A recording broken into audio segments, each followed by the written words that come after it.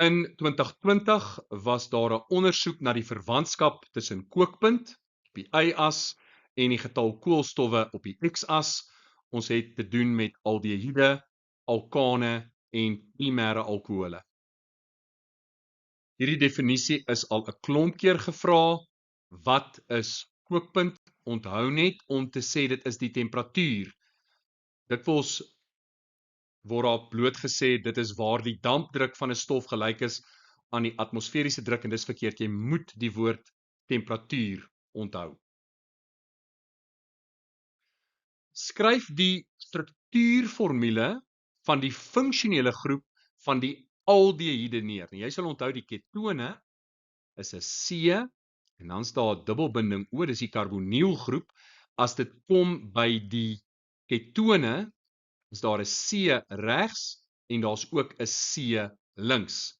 In die geval van aldehiede het ons nie 'n koolstof daar nie, maar wel 'n waterstof en daardie hoef nie so te lyk nie. So die feit van die saak is die funksionele groep van aldehiede is daai karbonielgroep met 'n waterstof aan die regterkant.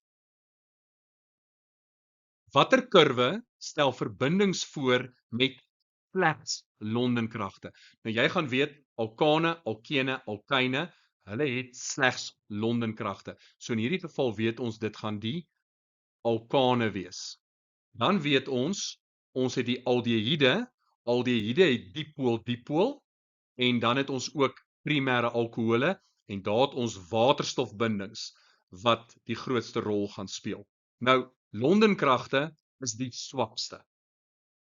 Swakste beteken dit gaan die maklikste van die vloeistoffase af oorgaan na die gasfase toe, met ander woorde die laagste kookpunt. En dit beteken C is die een met die laagste kookpunt, so heel waarskynlik is daardie jou alkane en hulle is die met slegs Londenkragte. Watter kurwe stel aldehiede voor? Nou onthou die aldehied het karbonielgroep en 'n waterstof. Daai waterstof is gekoppel aan 'n koolstof, so dit is nie 'n waterstofbinding nie. Onthou vir 'n waterstofbinding, NOF. Dit moet gekoppel wees aan stikstof, suurstof of fluor. As ons dit vergelyk met ons primêre alkohol, het jy die aard van die saak jou hidroksielgroep en daar is die waterstof gebind aan 'n suurstof. Daar sy. So dis 'n waterstofbinding. So die alkohol gaan waterstofbindings hê.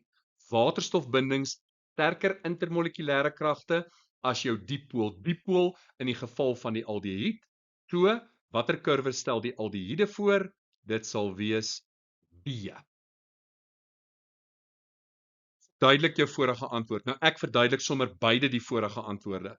Ons begin met ons etaan. Ek het sommer voorbeelde van 'n alkaan, 'n aldehied en 'n primêre alkohol hier gesit met twee koolstowwe. So in die geval van etaan, duidelik, Londenkragte, swakste intermolekulêre kragte, laagste kookpunt.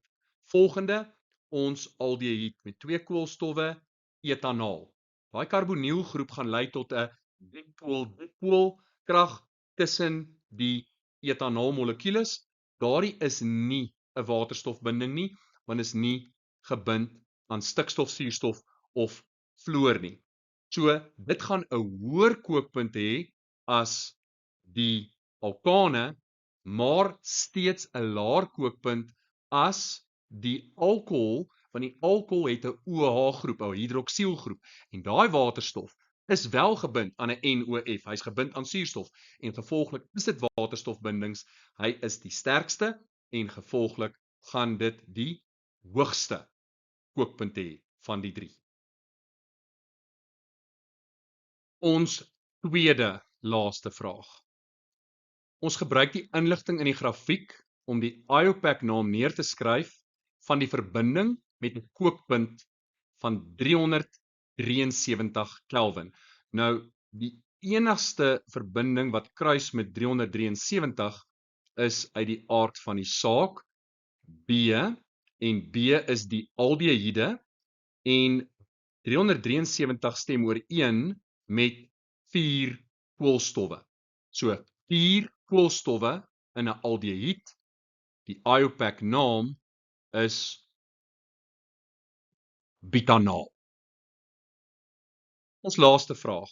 Skryf die IUPAC naam neer van die verbinding met 5 koolstofatome wat die laagste dampdruk het. Nou onthou weer, laagste dampdruk, hoogste kookpunt. So dit beteken daarso.